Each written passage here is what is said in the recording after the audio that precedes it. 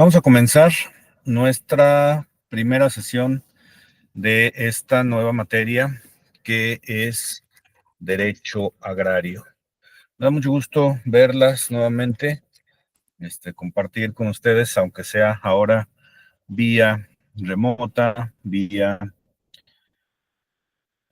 a distancia. Me gusta más cuando las veo, cuando estoy con ustedes en el aula, pero bueno, pues hay circunstancias que no nos permiten estar allá con ustedes, pero por cuestiones de trabajo y por cuestiones de distancia no es posible trasladarme hasta allá, hasta la escuela. Pero bueno, pues vamos a comenzar. Afortunadamente ya nos conocemos. Me va a ser más complicado no verlas, pero bueno, yo sé que ustedes son muy dedicadas, yo sé que ustedes siempre le echan ganas y que bueno, pues vamos a sacarle provecho a esta forma de llevar nuestras clases. Estamos en Derecho Agrario. Tenemos ahí en pantalla lo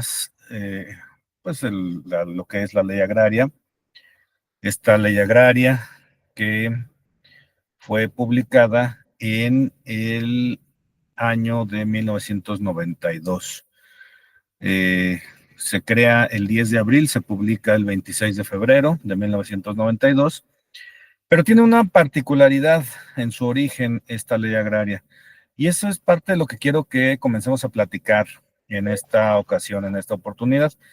La ley agraria tiene un antecedente muy peculiar que tiene que ver mucho con quiénes somos, con quiénes estamos, eh, cómo, cómo estamos trabajando nuestra actualidad, nuestro día a día en el sistema jurídico mexicano. Tenemos que ubicarnos dentro del sistema jurídico, cuál es la posición de nuestro país, cuál es la posición de México frente a el mundo.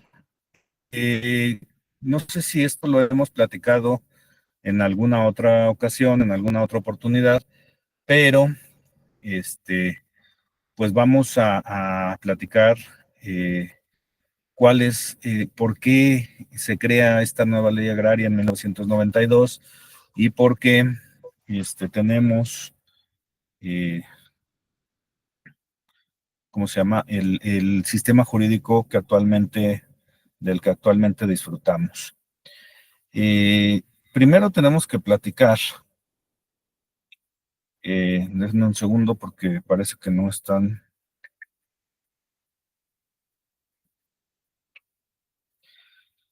nadie con nosotros, pero bueno, finalmente es importante que sepan, las clases se están grabando por si hay alguna dificultad, para poder tenerla en vivo y a todo color, o la estoy mandando la liga otra vez, o si se les va la transmisión, o ya saben que siempre puede haber alguna circunstancia que dificulte el poder estar todo el tiempo reunidos. Yo sé que lo ideal sería que tuvieran ustedes prendida su cámara, que igual yo también lo tenga prendida, pero bueno, pues no siempre es posible. Entonces, vamos dentro de lo posible a tenerla prendida. Si no, no importa, aunque esté apagada, como la grabación del Meet, eh, tiene algunas medidas de seguridad, pues lo único que necesito es que sepan que se está grabando para que, bueno, pues no estén en conocimiento, tienen que estar en conocimiento que está grabando, pero aunque tengan ustedes la cámara prendida, no se ve su rostro. Aunque tengamos todos en pantalla los cuadritos con las caras, eso no queda en la grabación. En la grabación únicamente se ve lo que está presentándose por parte de quien está transmitiendo. Entonces, no hay mayor problema. Si ustedes prenden su cámara, no salen en la grabación, nada más yo que estoy hablando, que se está presentando en pantalla. Su voz sí se alcanzará a escuchar si hay alguna intervención, pero Nada más, no hay mayor problema por cuestión de la privacidad. Pero bueno, sí tienen que saber que se está grabando. Y bueno, pues entonces decíamos, vamos a ubicarnos un poquito para poder entender la realidad de esta ley agraria. Vamos a platicar cómo es que llegamos a ella.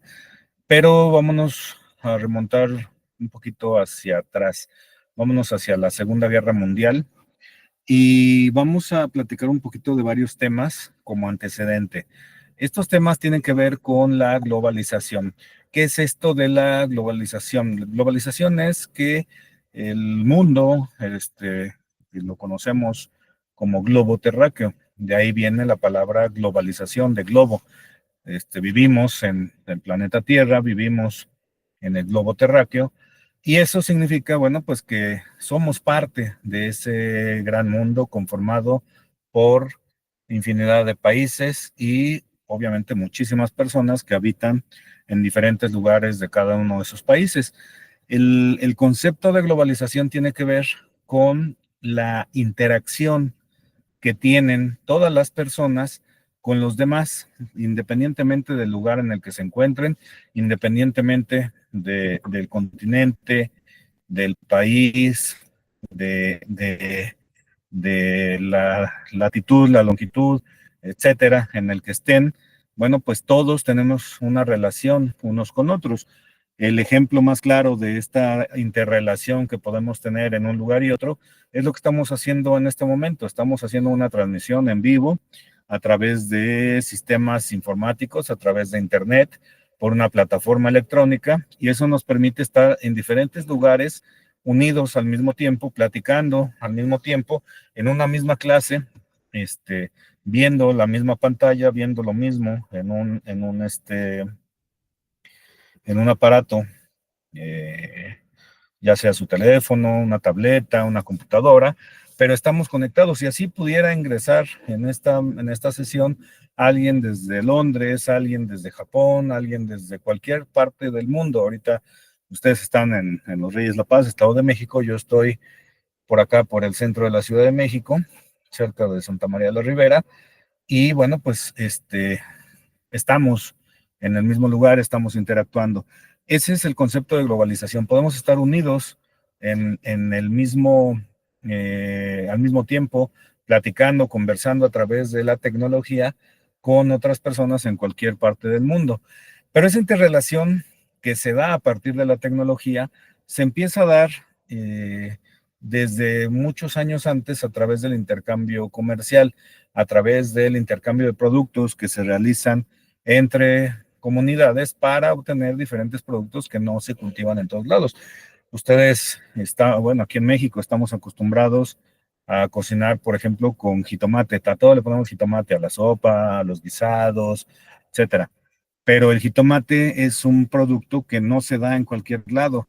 Las condiciones climáticas para que el jitomate se puedan dar, pues tiene que ser tierra cálida. En tierra fría no se da el jitomate. La naranja también es de tierra caliente, el limón también es de tierra caliente. En lugares altos como la Ciudad de México, el Estado de México, no es tan sencillo que se den los árboles de limones, los árboles de naranjas. Al contrario, por ejemplo, los árboles de peras, de manzanas, que son de zonas frías, de zonas boscosas, pues necesitan también condiciones climáticas más frías para que se puedan dar. Esos productos no se pueden dar en lugares de costa. Pero sin embargo, nosotros en casa tenemos jitomate, tenemos cebolla, tenemos limón, tenemos naranja, tenemos manzana, y son productos de diferentes lugares. Y así como tenemos productos de diferentes lugares de nuestro propio país, también hay productos que se manufacturan, que se elaboran, que se producen con materiales que vienen de otros lugares. Otro ejemplo más claro de esta circunstancia la tenemos con el trigo. A partir de hace 3 años que comienza una guerra que se da entre Ucrania y Rusia, y Vladimir Putin por parte de Rusia y Slobodan Slovensky por parte de Ucrania, se declara la guerra, se empiezan a bombardear, etcétera, y empieza a haber un problema de distribución de trigo. El trigo se da mucho en aquella zona del mundo y es lo que principalmente se produce como producto agrícola en Ucrania.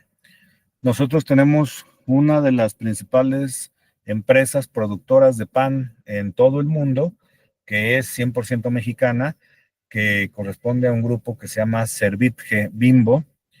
Todo el pan Bimbo que conocemos en México, en Latinoamérica, se produce en plantas que están ubicadas a lo largo de Latinoamérica, y también hay plantas en Asia, hay plantas, ha crecido mucho esta empresa, pero bueno, pues obviamente su principal producto, de su materia prima principal, pues es el trigo. Del trigo se saca la harina con la que se hace el pan, ya sea el pan blanco, el pan dulce o el pan integral, bueno, pues todo es de trigo. Y donde se consigue más barato el trigo, pues es allá en Ucrania. A partir de hace 3 años, pues hemos visto que vamos por una bolsa, un paquete de pan Bimbo, y ese paquete de pan Bimbo ya está en 50, 55 pesos, dependiendo del tipo de pan, pero no baja de esos 45, 50 pesos, cuando antes costaba 30, 35 pesos cada paquete. Esos 15 pesos de diferencia representan el incremento del costo de la materia prima que utiliza Bimbo para hacer su pan de caja, que ya no lo puede traer desde aquellas zonas de Ucrania, porque, bueno, pues están en guerra, porque no se puede producir materia prima, no se puede producir trigo, porque están en esa guerra, y a partir de que se tiene que conseguir el trigo en otros lugares donde el precio es más alto, pues es que se tiene que encarecer el producto. Igual lo sucedió con el bolillo. El casi 80% del trigo, de la harina de trigo que se consume en México, es importada.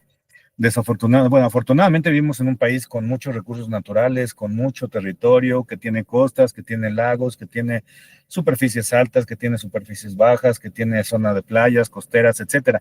Los recursos naturales que tiene nuestro país son inmensos.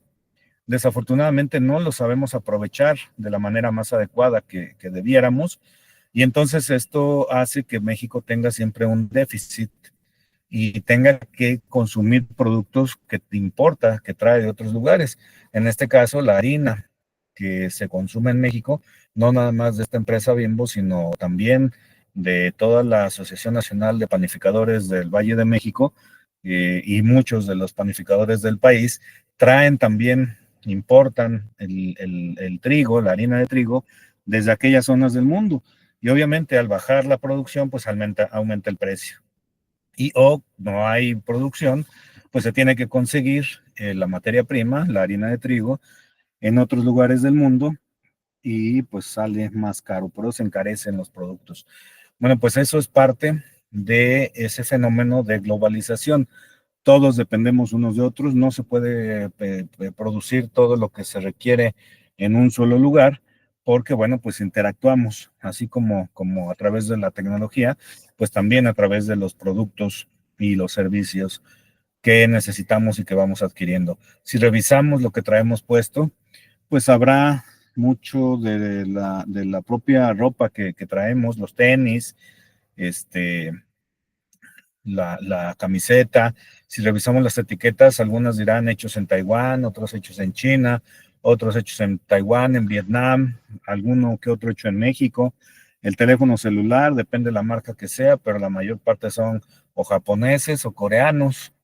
Igualmente los vehículos, dependiendo de la marca, pero ahorita estamos en México inundados de vehículos japoneses, de vehículos chinos, principalmente todas estas nuevas marcas, Chang'an, Toyota, Hyundai, Mazda, son productos chinos o japoneses, con otros que ya estaban como Nissan, como Mitsubishi, como Suzuki, que son productos que vienen de Oriente, y contra los tradicionales de acá de América del Norte, como Chevrolet, como Ford, como General Motors, pero finalmente son productos que tienen su origen en diferentes lugares del planeta, pero que son de nacionalidad, o que su origen son en Japón, en China, en Estados Unidos, y que han puesto plantas productoras en todos los países. Bueno, pues este fenómeno de globalización, y así como se tiene la parte y la cuestión comercial, bueno, pues no es nuevo. Esto va surgiendo desde hace muchos años, ustedes recordarán en sus clases de historia que les hablaban de la nao de China, que era una embarcación, este, que venía precisamente de Oriente y que traía productos de aquellos lugares. Venían, los comercializaban en América, llegaba a las costas del Pacífico, del lado de Guerrero, del lado de Colima, de todo aquel lado, porque era la ruta más cercana desde Oriente. Y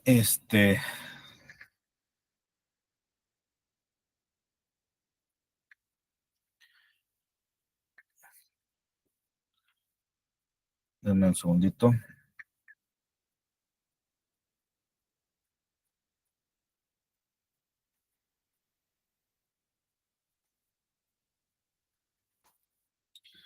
Y bueno, pues también de aquí, una vez que vendía sus productos, este, también de aquí se llevaba otros productos hacia Oriente, en ese intercambio comercial, en ese intercambio que hacía de productos. Bueno, pues eso sigue sucediendo. El trigo del que hablamos o cualquier producto, pues llega a nuestro país a través de barcos, a través de aviones, y principalmente el intercambio comercial es en barco.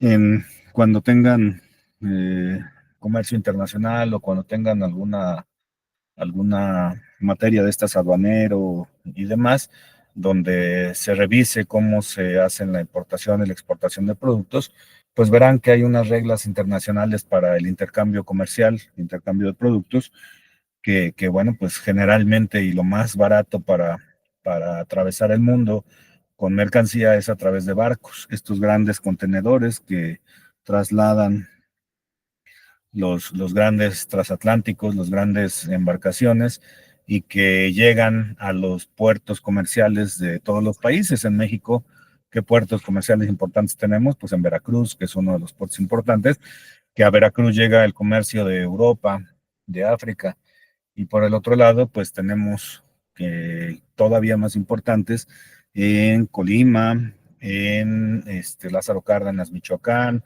en Mazatlán, en Los Cabos, a lo largo del Pacífico. Tenemos también varios puertos que son sumamente importantes. Acapulco, inclusive, que es mixto, tiene puerto de carga y tiene puerto de pasajeros para el arribo de embarcaciones. Pues es a través de estas relaciones comerciales y de esta forma de traslado que se realiza este intercambio. Pero bueno, es para explicar un poquito ese concepto de la globalización. Por lo tanto, este, en este fenómeno mundial de globalización, pues el intercambio comercial lleva a los países a querer tener más poder o precisamente la riqueza que pueden tener unos a diferencia de otros, es lo que los va haciendo más poderosos, más sobresalientes, más importantes y bueno, pues empieza a generarse riqueza y empieza a generarse con la riqueza poder y bueno, pues a final de cuentas empezamos con problemas siempre que hay este, situaciones de este tipo, pues se empiezan a generar también conflictos internacionales que desembocan, como sucedió en la historia del mundo, con el desarrollo de dos guerras mundiales. La Primera Guerra Mundial a principios del siglo XX y la Segunda Guerra Mundial de 1935, 37 más o menos, hasta 1945.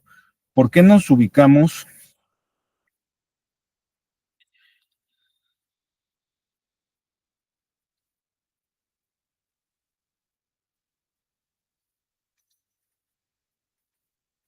en este momento histórico?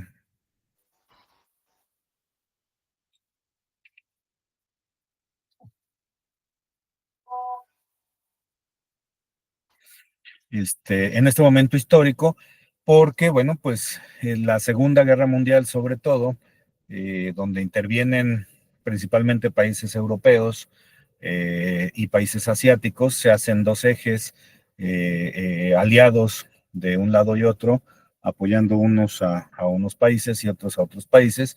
Y finalmente, bueno, pues la Segunda Guerra Mundial acaba a partir de que uno de los dos bandos hace uso de una bomba. Bueno, no, fueron dos bombas nucleares, dos bombas llamadas bombas atómicas, este, sobre las que eh, pues estaba todavía en experimentación el desarrollo de esta energía atómica, pero que pues fue utilizada, como siempre, eh, de manera no nada más para el progreso, no nada más para la tecnología, sino también para el desarrollo de armas. Si nos remontamos un poquito también en la historia, a principios finales del siglo XVIII, principios del siglo XIX, es que se empieza a desarrollar tecnología a partir del estudio de esta energía nuclear. Einstein, más un poquito más adelante, pero también casi a principios de este siglo XX, y varios filósofos y científicos más, anteriormente María Curie, que ya hacían experimentos químicos con material radioactivo, pero finalmente esta tecnología atómica y radioactiva se empieza a utilizar médicamente, se empieza a utilizar para rayos X, para poder diagnosticar fracturas, para poder hacer observación a través del cuerpo humano con la tecnología también que hay eh, eh, desarrollada a partir de estos elementos radioactivos. Pero por otro lado, también el desarrollo armamentístico. Siempre la guerra va a generar mucha riqueza y mucha pobreza. Mucha riqueza a quien gana la guerra y mucho porque le da poder. Y el poder sirve para cuestiones económicas, para cuestiones políticas, para cuestiones sociales, pero pues también en contrasentido, quienes pierden las guerras pues se convierten en países sometidos, y muchas veces no es la regla, y aquí lo vamos a ver en países pobres. Y digo no es la regla porque, por ejemplo, Japón, que fue donde fueron arrojadas las dos bombas atómicas, una en Hiroshima y otra en Nagasaki, dos lugares de Japón, pues tenemos que Japón hoy es una de las principales potencias a nivel económico, a nivel de desarrollo de tecnología. No fueron doblegados ni sometidos, pero ahí es una cuestión de cultura, es una cuestión de cómo son los japoneses, cómo decidieron levantarse y resolver su problema derivado de la guerra. Pero bueno, finalmente en esta Segunda Guerra Mundial,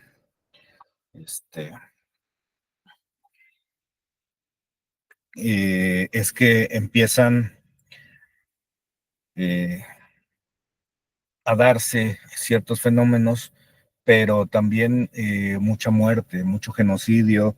Conocemos y sabemos cuáles fueron los efectos de la Segunda Guerra Mundial, qué fue lo que hacían unos de los bandos, experimentos con seres humanos, experimentos con mucha discriminación hacia ciertas personas por cuestiones religiosas, por cuestiones de color, por cuestiones de muchas situaciones que el día de hoy pareciera que tenemos superada, pero este,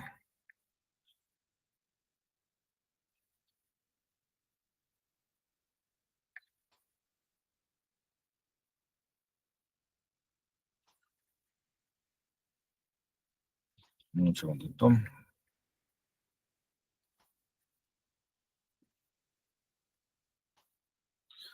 Entonces, eh, eh, a contrasentido de lo que tenemos hoy obviamente a partir del desarrollo del derecho, que ahí es donde quiero que caigamos con esta plática, es que a partir de que hay una protección mayor a los derechos humanos, es que hoy podemos decir que hay a nivel internacional también mucha protección y lucha en contra de la discriminación, mucha protección a la mujer, a las minorías, ya, bueno, no podríamos decir que desapareció la esclavitud en todo el mundo, pero sí hay una mayor protección hacia esos grupos que habían sido vulnerables y vulnerados, porque se ha promovido esa protección a los derechos humanos. Y la protección a los derechos humanos y los derechos humanos como tal surgen a partir del final de la Segunda Guerra Mundial.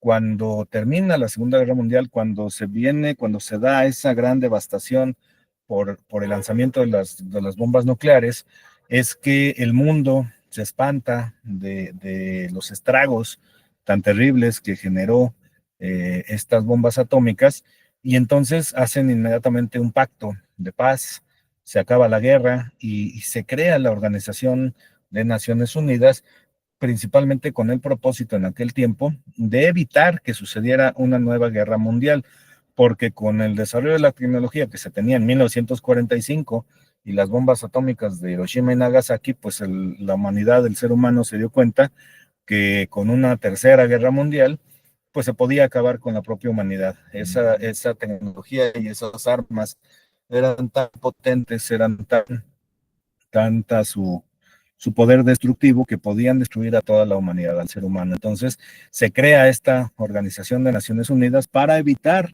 que se den nuevas situaciones de discriminación, de maltrato, de sometimiento, de experimentación con los seres humanos, y empiezan y surgen la protección de los derechos humanos. Ahí es donde se da el nacimiento de los derechos humanos. Y después, pues tenemos que llegamos a lo que se va desarrollando del lado político y del lado social, junto con el lado jurídico, pero finalmente decíamos, el que ganó la guerra tiene más poder. Quienes encabezaban el eje que luchaba en contra de Alemania, pues era Estados Unidos y sus aliados, Inglaterra, Francia, etcétera. Entonces, en quienes ganan esta guerra, pues tienen mucho poder, y va pasando el tiempo y llegamos a los años 70, y en aquel momento también del lado de Rusia se gestaba desde tiempo atrás las ideas socialistas, las ideas comunistas, con Lenin, con Stalin. Del lado de Occidente, de este lado en Estados Unidos, pues el capitalismo, y había esa gran lucha que conocemos también entre estas grandes teorías económicas, el capitalismo contra el socialismo, que eso se ha venido dando también desde todo el tiempo en la historia. Anteriormente no era capitalismo contra comunismo, eran conservadores contra liberales. Eh, lo veíamos desde la época feudal y lo seguimos viendo inclusive plasmado en nuestro país. Desafortunadamente nuestro país tiene un gran atraso de muchos años respecto del desarrollo de muchas cuestiones. Nosotros todavía estamos desde hace poquito caminando hacia la izquierda, cosa que es ese fenómeno de jalar hacia el lado social, hacia el socialismo, el tener, ¿por qué se conocen como partidos de izquierda o de derecha? Esto tiene su origen en el Parlamento francés. Vámonos hacia cuando termina la monarquía en Europa y empiezan a generarse los gobiernos republicanos, los gobiernos parlamentarios, donde ya no era todo el poder depositado en una persona. Ojo, con lo que platicamos, recordemos, quien no conoce la historia está condenado a repetirla. Y repetir la historia en lo bueno, pues no tendría nada de malo. Lo malo es repetir lo malo. Y esto se repite a partir del desconocimiento de la propia historia. Bueno, pues, ¿por qué se conocen como de izquierda o de derecha? Porque en esos lugares se ubicaban esos grupos en el Parlamento. Del lado derecho se sentaban los conservadores, del lado izquierdo se sentaban los liberales. Y así esa tradición se sigue manteniendo. Si revisamos cómo están ubicados en las curules, en la Cámara de Diputados, en la Cámara de Senadores, del lado izquierdo se ubicaba PRD, del lado derecho se ubicaba PAN, El PRI siempre se ubicaba en medio, tirándole más hacia la derecha, y los partidos socialistas se quedan minoría, hoy son mayoría. El PRD se convierte después en Morena, se afilian otros partidos también de corte izquierdista, comunista, socialista, y lo podemos ver hasta inclusive en los logotipos y en los colores característicos de estos propios partidos políticos. El PT, ¿qué identificación tiene gráfica? ¿Qué vemos? Su bandera pues es una estrella muy parecida a la bandera, las estrellas comunistas, es roja la bandera, su partido, su logotipo es rojo, eh, eh, lo que es rojo y amarillo es con lo que se identifica los partidos de izquierda. Morena, que es hacia donde evoluciona el PRD y los partidos de izquierda, pues quizás ya no tienen esa tradición amarilla o roja, sin embargo, adoptan un tono de rojo un poco más oscuro, porque todo esto es ideológico. Los colores también tienen mucho que ver. ¿Por qué los del PAN son azules? Porque se identifican con lo azul, con los tonos blancos, azules. Y si revisamos qué mandatarios utilizan en sus vestimentas esos colores, pues principalmente la principal figura internacional de derecha que utiliza una vestimenta blanca, pues es el Papa, que ahorita se encuentra enfermo y dicen que a punto de morir, este, pero son estas vestimentas blancas que le van dando ideológicamente identificación visual de dónde son, de qué ideología tienen, y todo eso es simbolismo y significado de muchas cuestiones. Pero bueno, entonces, a partir de esta protección a los derechos humanos y del desarrollo de ideologías políticas y económicas, llegamos hasta los años 70, donde existen dos grandes mandatarios a nivel internacional, que son eh, eh, Ronald Reagan, presidente de Estados Unidos, y Margaret Thatcher, primera ministra de Inglaterra, que empiezan a coquetear a partir de que son asesorados por un economista que era profesor en la Universidad de Chicago, Milton Friedman se llama, a partir de que Milton Friedman, que es este economista de la Universidad de Yale, es asesor económico de ambos, es que este profesor de la Universidad de Yale empieza a inventar un nuevo modelo económico que tiene alguna derivación del capitalismo, y que fue hacia donde deriva las teorías económicas y políticas del mundo, y este sistema económico que se inventa este señor, Milton Friedman, y que se las vende a Estados Unidos y a Inglaterra, es lo que conocemos como neoliberalismo. Este punto neoliberalismo, bueno, pues muy llevado y traído recientemente por los gobiernos de nuestro país, Morena, principalmente en el sexenio anterior y en esta administración. ¿Por qué? Porque se dicen que están en contra del neoliberalismo, pero necesitamos saber y conocer qué es esto del neoliberalismo para entender esa realidad en la que vivimos. Para esto, quiero que revisemos, que veamos un poquito un video que deriva de un libro de una autora que se llama Naomi Klein. El libro se llama La Doctrina del Shock, pero, bueno, pues como siempre, vamos a ver el video, vamos a ver la película, en lugar de leer el libro yo lo tengo, me lo traje de Madrid, cuando por allá, se consigue ya aquí en México. Está muy bueno, está muy interesante, pero pues un súper resumen está en un documental que se llama, igual que el libro, La Doctrina del Shock. Y vamos a revisarlo aquí. Vamos a ver un poquito para entender. Todo esto es para entender la situación geopolítica de México y del mundo en la actualidad. Y porque la ley agraria, que para aterrizar un poquito en materia, la ley agraria es el primer acto del gobierno de México, de nuestro país, para ingresar a esta política neoliberal.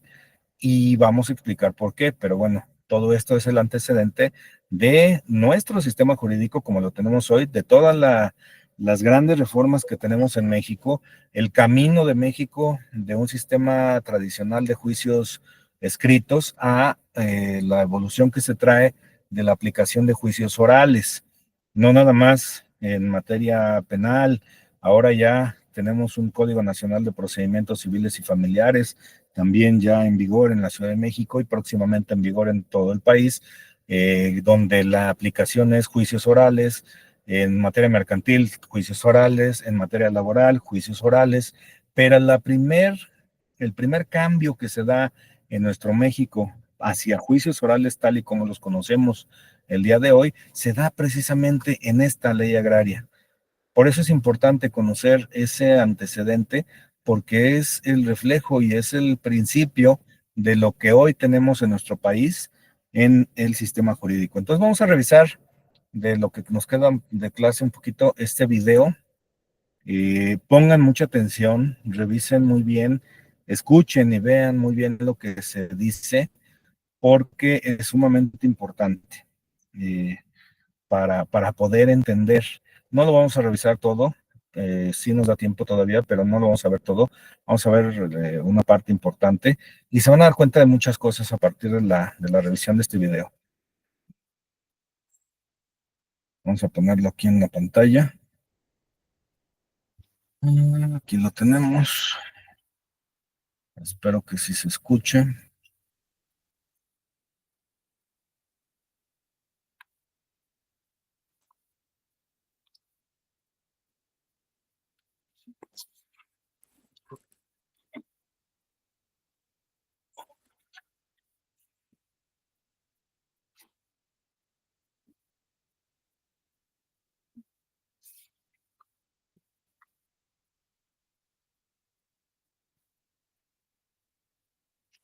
No se escucha, ¿verdad? No, ni yo. A ver, me voy a cambiar de plataforma. Vamos a dejar de presentar aquí. Y vámonos a otro lugar. Yo creo que voy a dejar de presentar esta pantalla para que podamos verla directamente desde la otra. Entonces, denme un segundito, porque pues ya saben, la tecnología de repente nos hace jugadas interesantes, pero nada que no podamos resolver inmediatamente.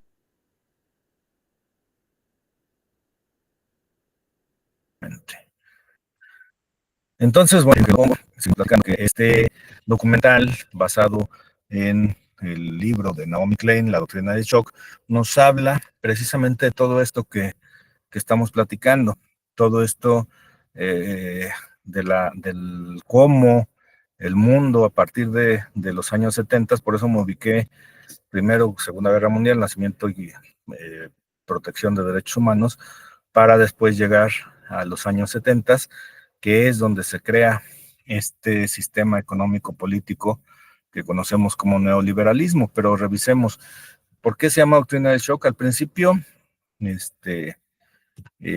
nos habla un poquito de qué es esta doctrina o qué es este shock. ¿Por qué se llama shock o por doctrina del shock?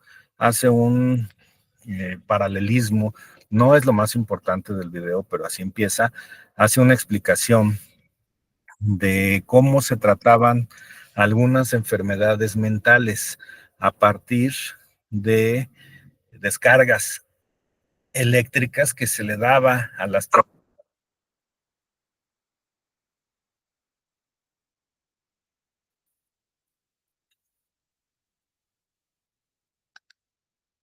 Ahora sí, experimentos que se daban o tratamientos alternativos que se daban a las personas que tenían enfermedades mentales a partir de descargas eléctricas, de choques eléctricos. Entonces hace una similitud de esas descargas eléctricas que se daban a los enfermos mentales con las descargas económicas o las descargas de poder hacia los países para poder controlarlos en la implementación del sistema neoliberal. Ahora sí vamos a verlo, ya lo tengo aquí. Vamos a compartir desde el dispositivo y espero que aquí sí ya lo podamos ver, oír, escuchar de manera adecuada.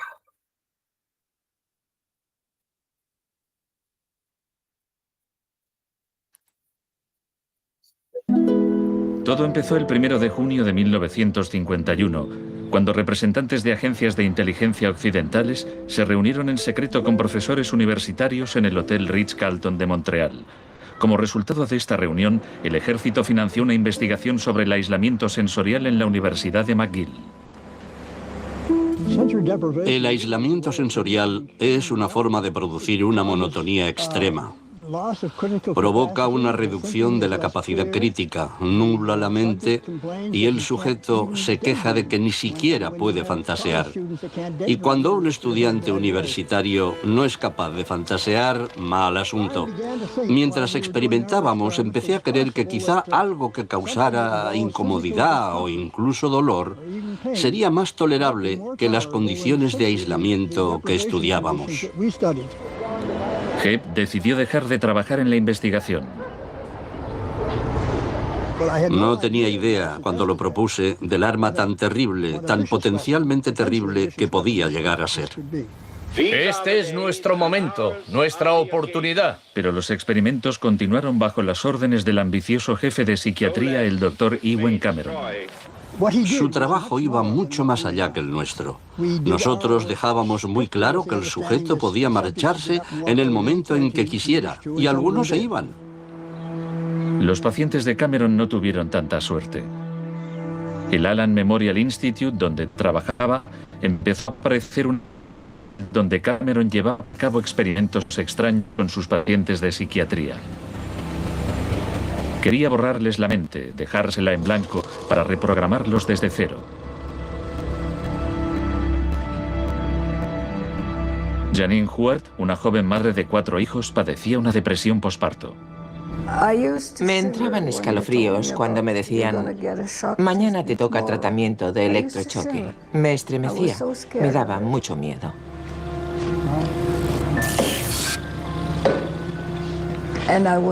Despertaba en otra habitación, totalmente confundida y triste. Y me quedaba muy afligida después. Iba por ahí caminando como una zombie. Cameron combinaba los electrochoques con las curas de sueño y la repetición de mensajes grabados. Decía, Janine, Janine, estás rehuyendo tus responsabilidades. No quieres cuidar de tu marido ni de tus hijos. Lo repetía una y otra vez. Suena como si la interrogaran. Sí, como si me interrogaran, pero ¿con qué objeto? La CIA no tardó en poner en práctica los hallazgos de Cameron. Muchas de sus técnicas figuran en el manual Kubark de interrogatorios para el contraespionaje. He aquí unos fragmentos. Es una tesis central del manual que estas técnicas son, en esencia, métodos para provocar la desviación de la personalidad. Hay un intervalo, que puede ser muy breve, de animación suspendida, una especie de shock psicológico o parálisis. Los interrogadores expertos reconocen este efecto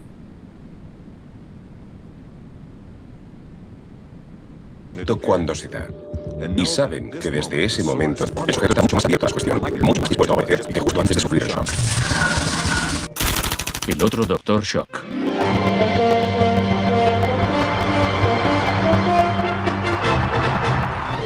En la misma época en que Ewen Cameron realizaba sus experimentos en Montreal, un partidario de otro tipo de shock trabajaba no muy lejos de allí. Milton Friedman era profesor de economía en la Universidad de Chicago. Creía que la terapia de shock económico impulsaría a las sociedades a aceptar un capitalismo más puro y desregulado. En octubre de 2008, durante la mayor crisis financiera desde 1929, Naomi Klein acudió a la Universidad de Chicago para hablar de Milton Friedman. Cuando Milton Friedman cumplió 90 años, la Casa Blanca de Bush organizó una celebración en su honor y todos pronunciaron discursos, incluido George Bush, pero el mejor fue el de Donald Rumsfeld. Mi cita favorita de ese discurso de Rumsfeld dice así: Milton es la encarnación de una realidad, la de que las ideas tienen consecuencias. La tesis que sostengo es que el caos económico que ahora mismo impera en Wall Street, en la América Media y en Washington, deriva de muchos factores, por supuesto, pero que entre ellos están las ideas de Milton Friedman. El crack de 1929 en Wall Street desencadenó la Gran Depresión de los años 30. En la base de las tesis de Friedman estaba su oposición a la política del New Deal anunciada por el presidente Franklin Roosevelt en su discurso de investidura. Nuestra prioridad es conseguir que la gente tenga trabajo. No es un problema insoluble si lo abordamos de forma inteligente y con valentía. Quiero expresar mi firme creencia de que no debemos temer a nada, excepto al miedo en sí. Influido por el economista John Maynard Keynes, Roosevelt puso en marcha un programa de empleo público para que la gente volviera a trabajar. Hoy la depresión no es más que un vago recuerdo. Millones de hombres y mujeres han encontrado trabajo y por consiguiente seguridad y esperanza. No fue tan sencillo. La depresión duró hasta la Segunda Guerra Mundial, pero después el Plan Marshall generalizó el modelo regulador e intervencionista de Keynes en Europa.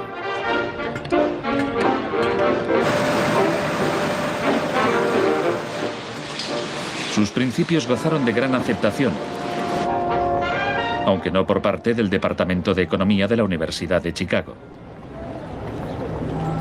Milton Friedman, desde esta universidad, libró una guerra contra el New Deal. Friedman era miembro de un grupo llamado Sociedad Mont Pelerin, dirigida por el economista Friedrich von Hayek.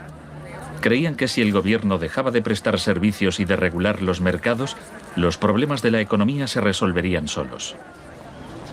En los 50 los consideraban bichos raros, pero en los últimos 30 años sus ideas se han convertido en la doctrina económica dominante. La tesis de la doctrina del shock es que nos han contado un cuento sobre cómo estas medidas radicales han triunfado en el mundo, que no se han propagado de la mano de la libertad y la democracia, sino que han requerido shocks, crisis y estados de emergencia. Milton Friedman entendía la utilidad de las crisis. Solo una crisis, real o percibida, produce auténticos cambios. Cuando esa crisis sobreviene, las medidas que se toman dependen de las ideas que flotan en el ambiente. Primera puesta a prueba, Chile. Fue en Chile donde los seguidores de Friedman aprendieron a explotar un shock o crisis a gran escala. Por lo general, los voceros del neoliberalismo, los publicistas oficiales, ni siquiera mencionan a Chile. Empiezan a contar la historia a partir de Thatcher y Reagan, porque eso queda mucho mejor. En los años 50 y 60, las medidas progresistas de desarrollo en Chile eran un modelo para la zona. El gobierno invertía en salud, educación e industria. Las empresas estadounidenses temían por sus inversiones. Como respuesta, el Departamento de Estado comenzó a becar a estudiantes de Chile y el resto de Sudamérica para que estudiaran economía de libre mercado con Milton Friedman. La Universidad de Chicago tenía un convenio con la Universidad Católica de Chile que permitía a muchos chilenos venir a Chicago, donde les impartíamos formación y se doctoraban. Los estudiantes regresaban a Chile a dar clases. El Departamento de Economía de la Universidad Católica en Santiago se convirtió en una mini escuela de Chicago. Arnold Harberger, el economista que dirigía el programa, se describía como misionero totalmente entregado. En 1970, la Unidad Popular de Salvador Allende ganó las elecciones con un programa que proponía nacionalizar grandes sectores de la economía. La compañía de teléfonos pertenecía en su mayor parte a la empresa estadounidense ITT, que encabezó los intentos de evitar que Allende fuera presidente. Contaba con el apoyo de Richard Nixon en la Casa Blanca. Yo no estuve allí, pero puedo decirle lo que sabemos con certeza en la actualidad. Él encargó a la CIA que impidiera que Allende asumiese la presidencia e intentaron convencerme de que instigara al ejército chileno cuando Allende resultó elegido. A pesar de las maniobras de la CIA, Allende juró el cargo de presidente.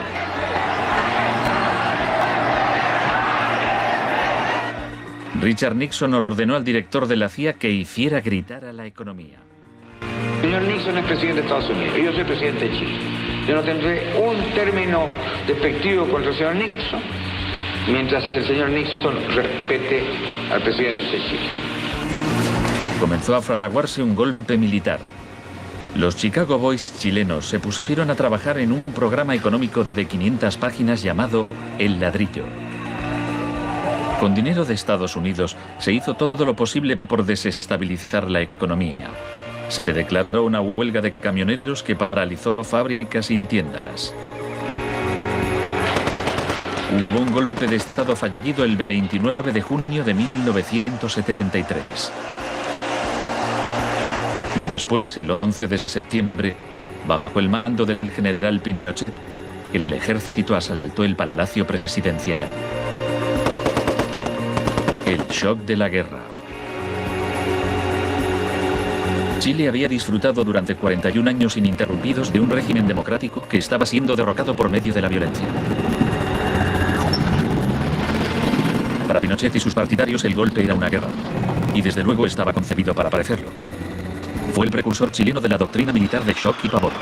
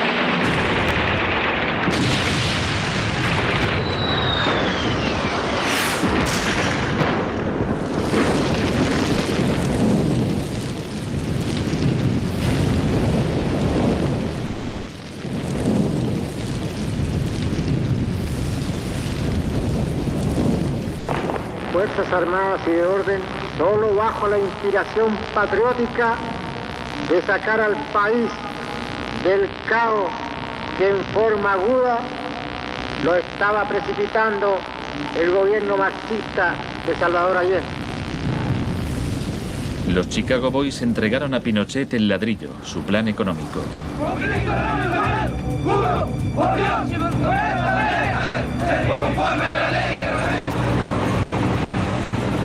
Los días siguientes, más de 13.000 opositores fueron detenidos y encarcelados.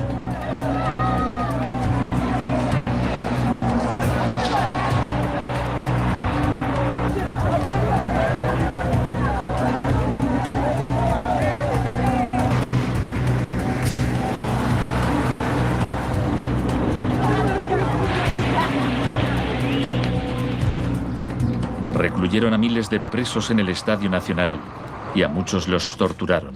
El mundo fijó su mirada en Chile. ¿Cuántas personas?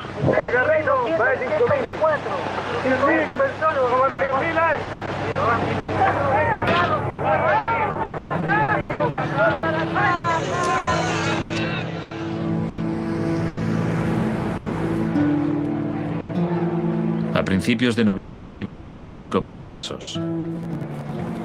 a los 900 que quedaron los trasladaron a otros centros de detención.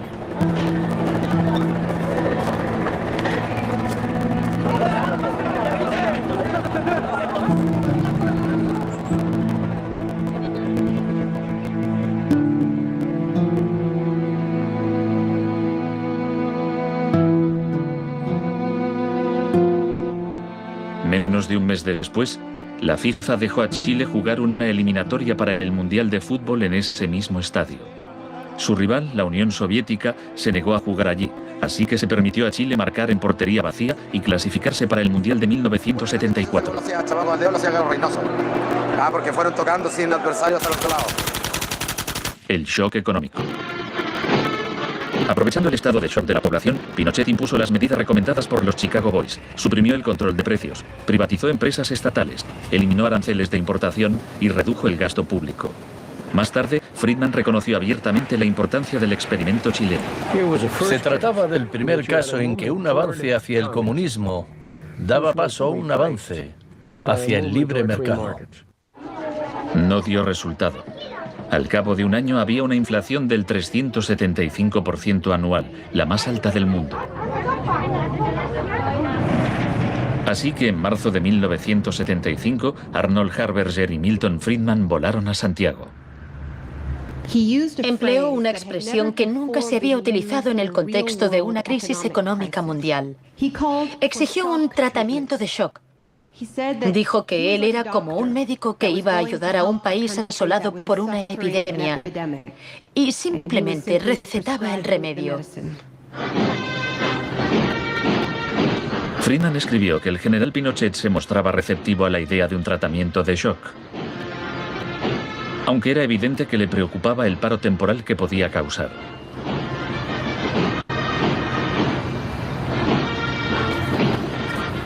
Pronto quedó claro que la política económica de Friedman favorecería a los ricos a costa de los pobres. Se calculaba que una familia que intentara subsistir con el salario mínimo tendría que gastar el 74% de sus ingresos en pan.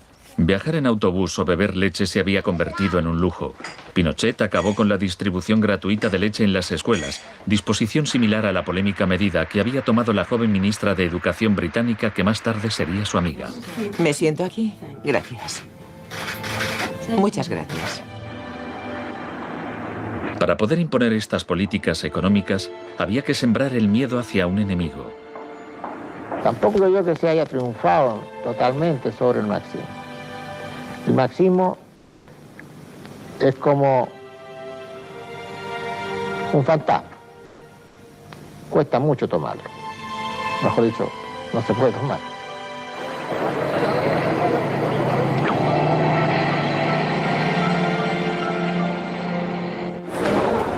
Según Friedman y Harberger, la economía de libre mercado era indisociable de la libertad y la democracia. Pero en Chile, donde sus ideas se estaban aplicando en el contexto de una dictadura militar, no era así. Muchos latinoamericanos veían una relación directa entre los shocks económicos que empobrecían a millones de personas y las torturas infligidas a quienes creían en una sociedad distinta. Orlando Letelier era uno de ellos. Letelier había sido embajador de Allende en Washington. Pasó un año en una de las cárceles de Pinochet antes de exiliarse en Estados Unidos. En 1976, Letelier escribió: "El plan económico tenía que imponerse por la fuerza, y en Chile esto solo podía conseguirse por medio de miles de asesinatos, el establecimiento de campos de concentración por todo el país y el encarcelamiento de más de 100.000 personas en 3 años.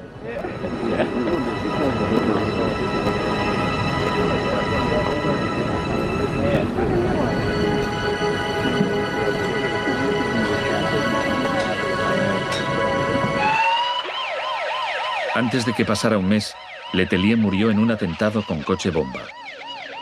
Buenas tardes. Una potente explosión ha destrozado un coche que circulaba por el normalmente tranquilo Embassy Road de Washington. El chileno era Orlando Letelier, ministro de Exteriores durante los últimos meses del régimen marxista del difunto Salvador Allende. Damos paso a Richard Roth.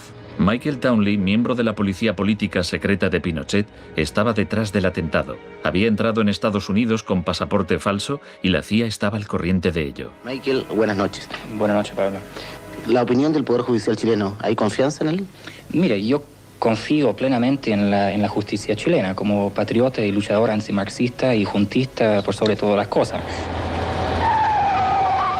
Pese a su confianza, Townley fue extraditado a Estados Unidos y condenado por el asesinato de Letelier.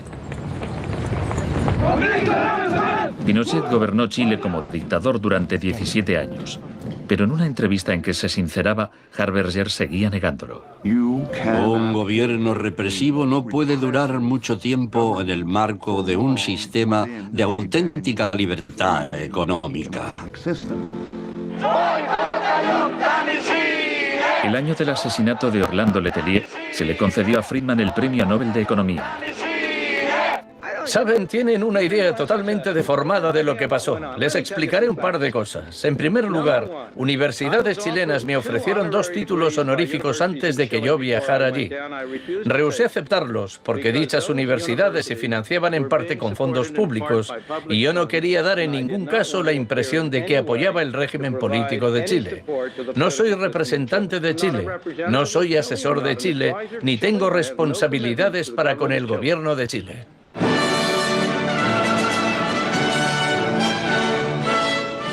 Y ahora le cedo la palabra al profesor Milton Friedman.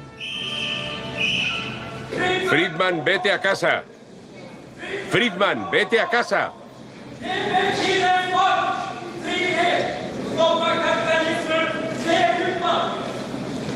Lamento este incidente. Podría haber sido peor.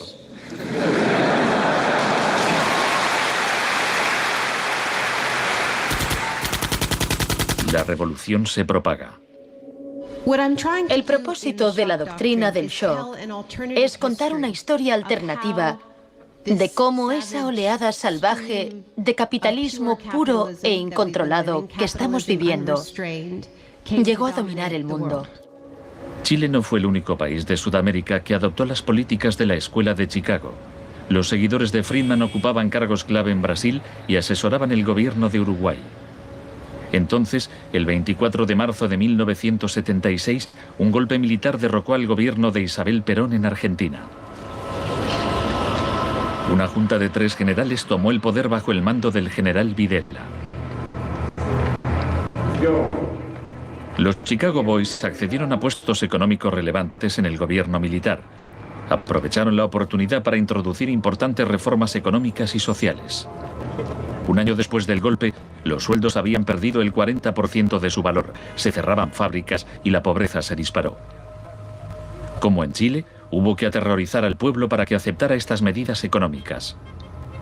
Videla aprendió de la experiencia de Pinochet. Adoptó la táctica de hacer desaparecer personas. Para equilibrar el terror público y privado, llevaban a cabo los secuestros en plena luz del día y después siempre podían negarlos. Fue necesario cumplimiento de la misión que la nación le tiene asignada, articular la defensa de la sociedad argentina. Las reglas de esta guerra no convencional, que no buscamos ni provocamos, son distintas. Muchas de las técnicas empleadas por los militares chilenos y argentinos las habían aprendido en la Escuela de las Américas dirigida por Estados Unidos. Enseñaban técnicas de tortura. Violar a la víctima, desnudarla, herirla con objetos punzantes, romperle extremidades, sacarle los ojos, marcarla a fuego. En Latinoamérica hay regímenes que violan hoy en día los derechos humanos, practican asesinatos políticos, torturas, deportaciones, encarcelamientos sin juicio, que son técnicas aprendidas en este centro. Quizás sea así. Si me dice que lo que enseñamos aquí se ha llevado a la práctica, no se lo negaré. El uso de la tortura contra un soldado enemigo conocido para obtener algún tipo de ventaja militar me parece justificable y acertado. Ir más allá, utilizar las técnicas de tortura solo para intimidar a la gente, es un grave error, poco ético e inmoral. Pero en Argentina y Chile estas técnicas no solo se emplearon con soldados o terroristas, sino con estudiantes y sindicalistas, con todo aquel que se opusiera a la política de libre mercado del régimen.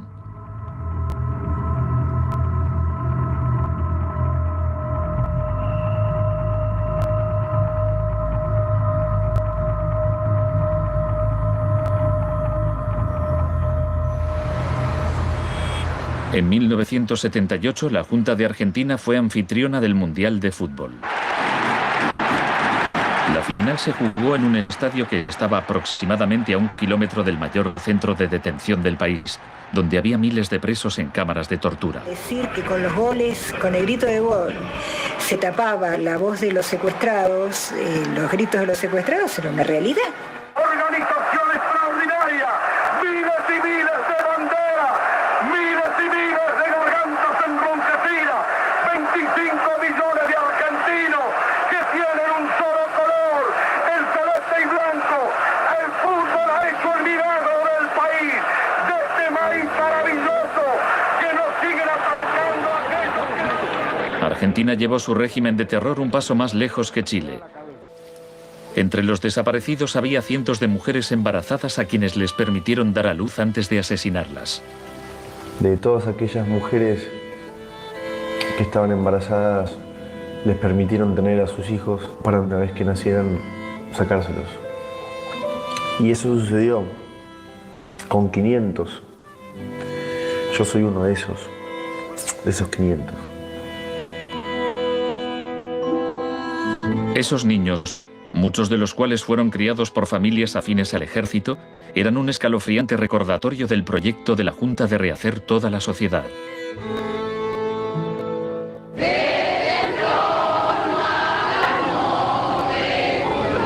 Cuando la Junta aún detentaba el poder, un grupo de madres y abuelas de desaparecidos empezaron a protestar en la Plaza de Mayo.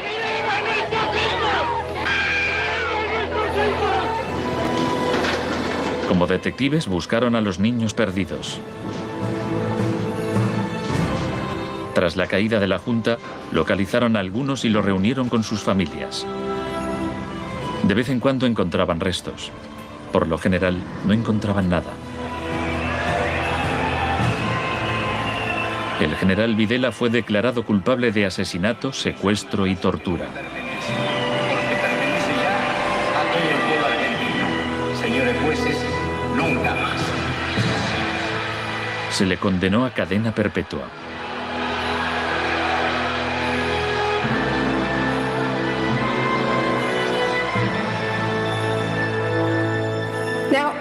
Estos primeros experimentos en Latinoamérica plantearon a Friedman y a sus acólitos un serio problema ideológico. Friedman había prometido que sus medidas no solo enriquecerían aún más a la élite, sino que crearían la sociedad más libre posible, que aquella era una guerra contra la tiranía, que el capitalismo y la libertad iban juntos. Sin embargo, vemos que en los 70 los únicos países que ponían en práctica esas ideas eran dictaduras militares. Nixon había dado todo su apoyo a la imposición de ese liberalismo brutal por parte de las dictaduras sudamericanas. En cambio, el caso de la política económica dentro de Estados Unidos, donde Nixon se estaba jugando la reelección, era harina de otro costal. La escuela de Chicago y el mundo anglosajón. Friedman mantenía una relación cordial con Nixon. Varios de sus colegas y discípulos de la escuela de Chicago obtuvieron cargos en el gobierno. Entre ellos Donald Rumsfeld.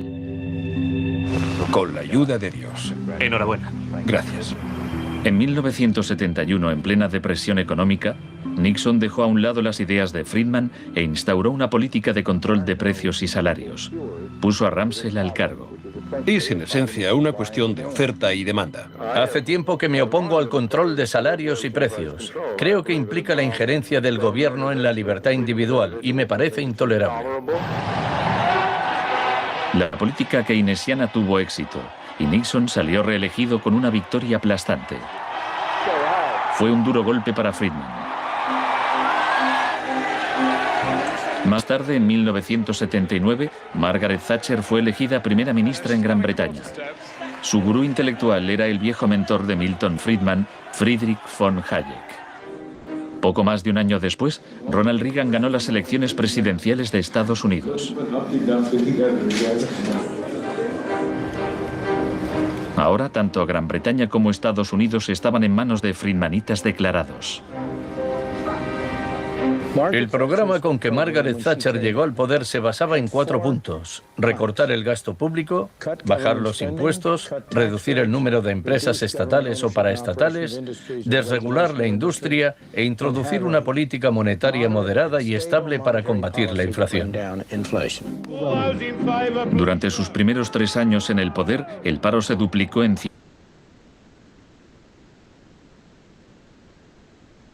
ciertos sectores, lo que provocó oleadas de huelgas. Estallaron disturbios en las principales ciudades británicas. Hasta los admiradores de Thatcher albergaban ciertas dudas. Los resultados económicos de la administración Thatcher son desiguales.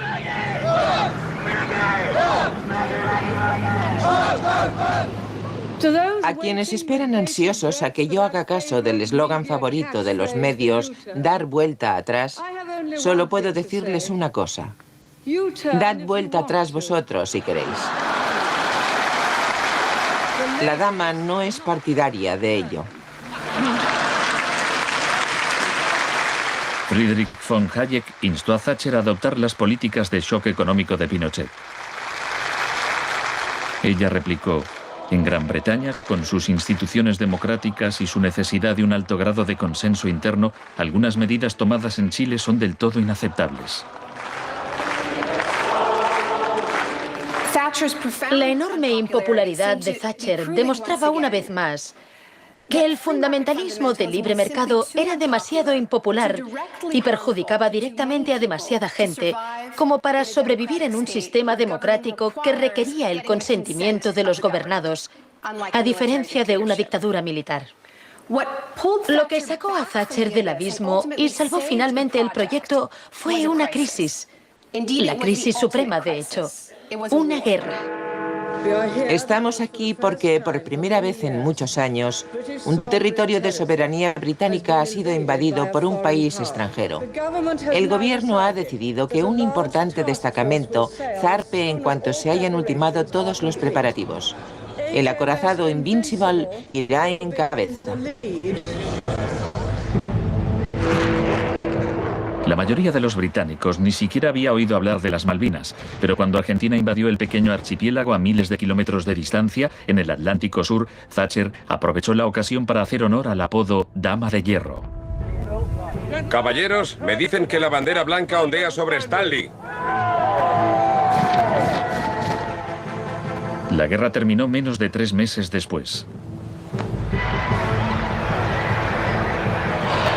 Cuando las tropas regresaron al Reino Unido, las celebraciones patrióticas inundaron el país. Thatcher ganó las elecciones de 1983 por amplia mayoría. Esto le permitiría aplicar una forma de terapia de shock económico como la impuesta en Chile.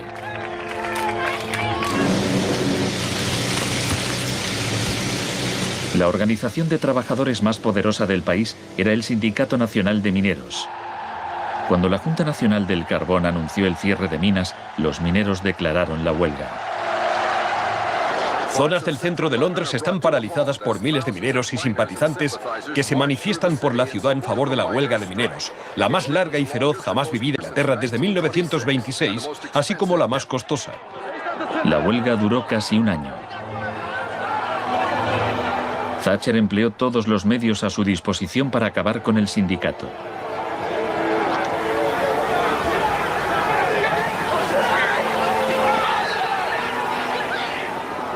Al final, los mineros fueron derrotados.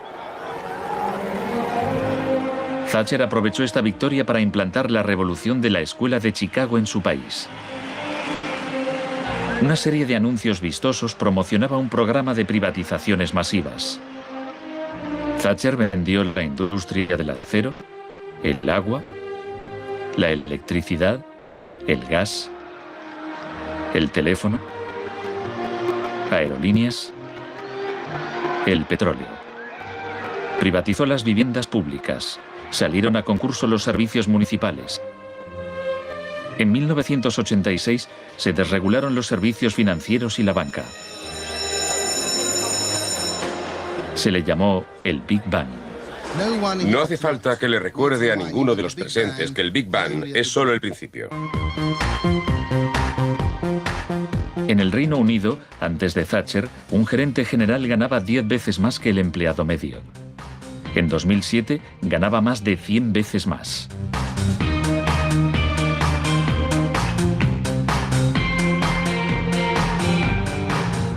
En Estados Unidos, antes de Reagan, los gerentes generales ganaban 43 veces más que el empleado medio. En 2005 ganaban más de 400 veces más. Friedman reconocía abiertamente que Thatcher y Reagan estaban haciendo mucho por difundir la doctrina de la Escuela de Chicago en el mundo. Por aquí, señor Reagan. He pensado que debía colocarse aquí.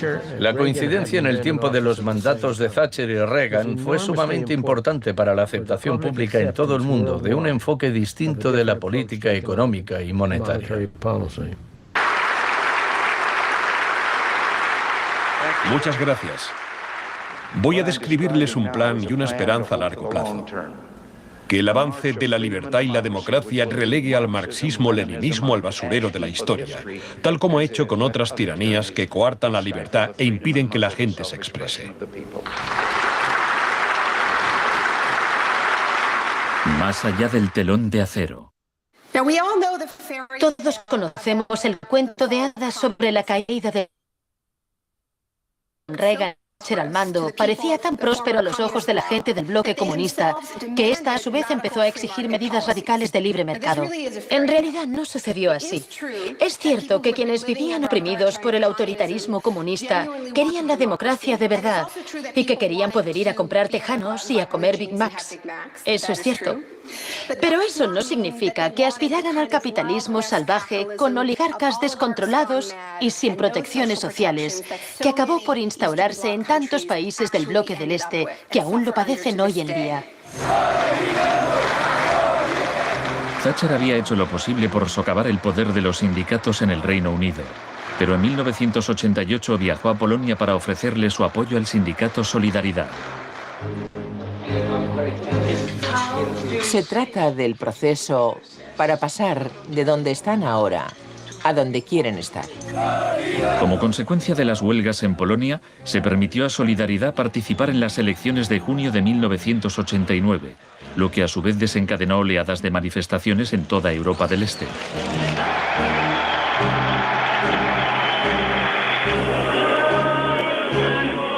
En épocas anteriores, la Unión Soviética había utilizado la fuerza para aplastar los movimientos democráticos.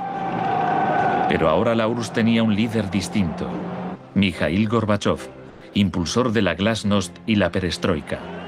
Hablaba de una tercera vía, de una transición gradual hacia una socialdemocracia a la escandinava, algo a medio camino entre el capitalismo de libre mercado y el comunismo.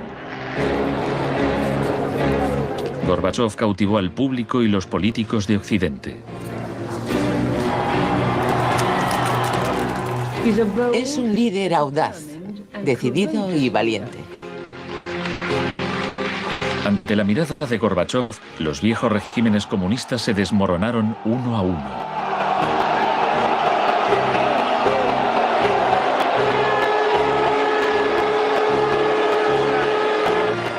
A finales de año, el símbolo más famoso de la división de Europa fue derribado.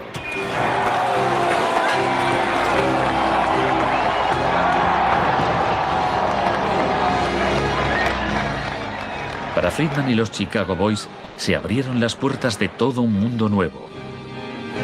En la Unión Soviética, Gorbachov quería reformar la economía rusa poco a poco. En 1991, Gorbachov asistió como invitado a la cumbre del G7 en Londres. Esperaba obtener apoyo financiero para sus reformas económicas graduales. Sin embargo, le dijeron que o aceptaba la terapia de shock radical o no le concederían ayudas. ¿Qué tal, señor presidente? ¿No está demasiado cerca? El mes siguiente se produjo un intento de golpe de Estado contra él. Miembros del sector duro del Partido Comunista pusieron a Gorbachov bajo arresto domiciliario en su casa de veraneo de Crimea. Los tanques rodearon la Casa Blanca, el Parlamento ruso.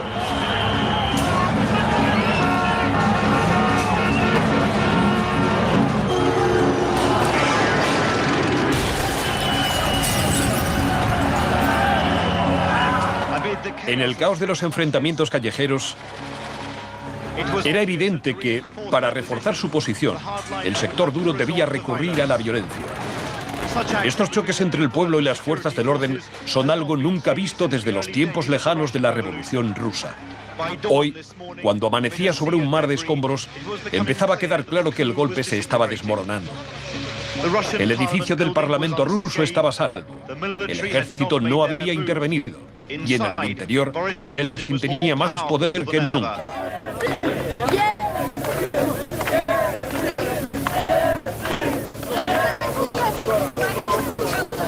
Fue un momento estelar para Yeltsin.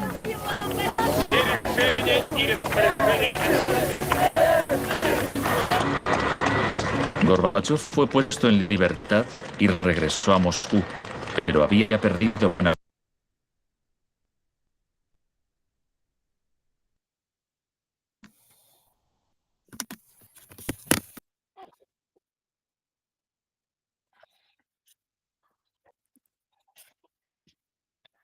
Muy bien, jóvenes, hasta aquí vamos a dejar el video. Les voy a dejar encargado de tarea que lo busquen en YouTube. Nos quedamos en el minuto 40 del video. Dura hora 20, quedan otros 40 minutos. Estamos exactamente a la mitad. Entonces, minuto 40, a partir de ahí síganlo viendo. Viene la última parte. En la última parte van a identificar algunas cuestiones muy contemporáneas que ya vivieron ustedes. Ahorita estamos todavía en la época de la perestroika, cuando Rusia, la Unión Soviética se desmembra, se separa y se vuelven países independientes los integrantes de esta Unión Soviética. Pero termínenlo de ver, lo dejamos de tarea para ya entrar de lleno con la parte del derecho agrario y concluir por qué vivimos y por qué estamos como estamos en el México, en nuestro sistema jurídico mexicano, y por qué se crea esta ley agraria en 1992, se publica en 1992. Así que le vamos a dejar, les mando les comparto la grabación de esta clase. Espero que ya la próxima semana nos podamos ver y pues no me falten. Muchas gracias, cuídense mucho, vamos a detener la grabación. Nos vemos la próxima semana.